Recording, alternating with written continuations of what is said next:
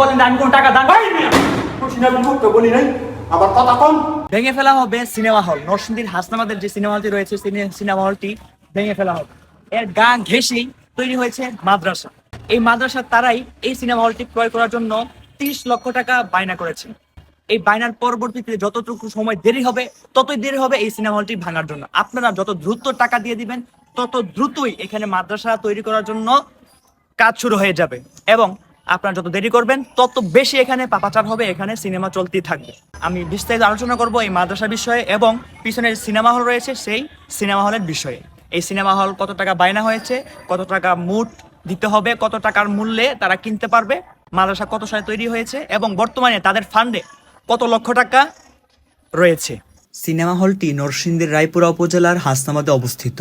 এই সিনেমা হলটি 30% জায়গায় নির্মিত। এই জায়গাটির মূল্য নির্ধারণ করা হয়েছে 1,30,00,000 টাকা আর 20 লক্ষ টাকা দলিল মূল্য।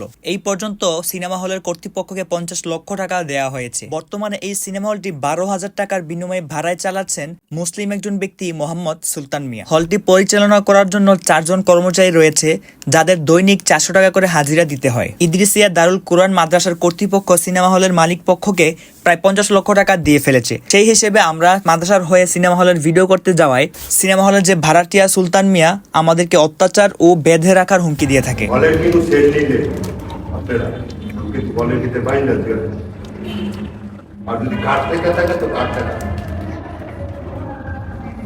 প্রচারণার ভিডিও করতেছি, প্রচারণার ভিডিও করতেছি আমরা। মাদ্রাসা টাকা দিচ্ছেন, পয়সা দিচ্ছেন, সাহায্য করছেন মাদ্রাসা। আপনি এখানে কি পয়সা সাহায্য করছেন? আপনি এটা বলেন। আমি বলছি পয়সা সাহায্য করছেন, এটা বলতে হবে। আমাদের বলতে হবে, আমাদের 10,000 টাকা করে 20,000 টাকা সাহায্য দিয়ে পরে প্রচার করবেন। পারবেন? পারবেন? আপনি কি আমার জিজ্ঞেস করার পরে উত্তর পাইছেন আমার কাছ থেকে? উত্তর দিবেন? আপনি বলেন কেন? আমি কে দেখতেছেন না কে? আমি জানতে চাইতেছি আপনি এখানে কোন দায়িত্বে আছেন? দেখতেছেন না কে? এখন তো বলছেন যে মালিক নাকি আপনি ভাড়া নিছেন নাকি? আমি মালিক নাকি কি দেখতেছেন না? বলেন কি তো আসছেন? আমি বাইরে জিজ্ঞাসা করছি না, বলেন জিজ্ঞাসা করছি। এখন দেখেন যে আপনারা মাদ্রাসা ক্ষতি করতেছেন। মূলত ক্ষতি হচ্ছে তার, কারণ সপ্তাহে 2টি সিনেমা চললে তার দৈনিক যে কর্মচারী রয়েছে 400 টাকা করে হাজিরা দিতে হয়, সেই টাকাও তার উসুল হচ্ছে না। সেজন্য সে কথা ঘুরিয়ে পেঁচিয়ে বলেছে মাদ্রাসার ক্ষতি করছি আমরা।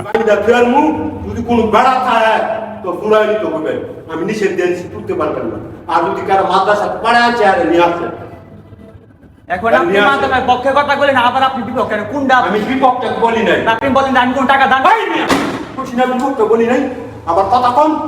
এই সিনেমা হলে আমরা ভিডিও করতে এসেই অনেক হুমকি দামকি শিকার হয়েছে এবং এখানে যে বর্তমানে ভাড়ায় চালাচ্ছেন, যিনি ভাড়ায় চালাচ্ছেন তিনি আমাদেরকে অনেক হুমকি দামকি দিয়েছেন এবং আমাদেরকে বেঁধে রাখারও অনেক কথাবার্তা বলেছেন। আমরা তো ওনার কোনো ক্ষতি করতে চাইনি, কিন্তু উনি কেন আমাদেরকে এসব কথাবার্তা বলল? আমরা চেয়েছি এখানে প্রচারণা হোক, প্রচারণার মাধ্যমে আপনারা জানুন যে এখানে সিনেমা হল ভেঙে ফেলা হবে।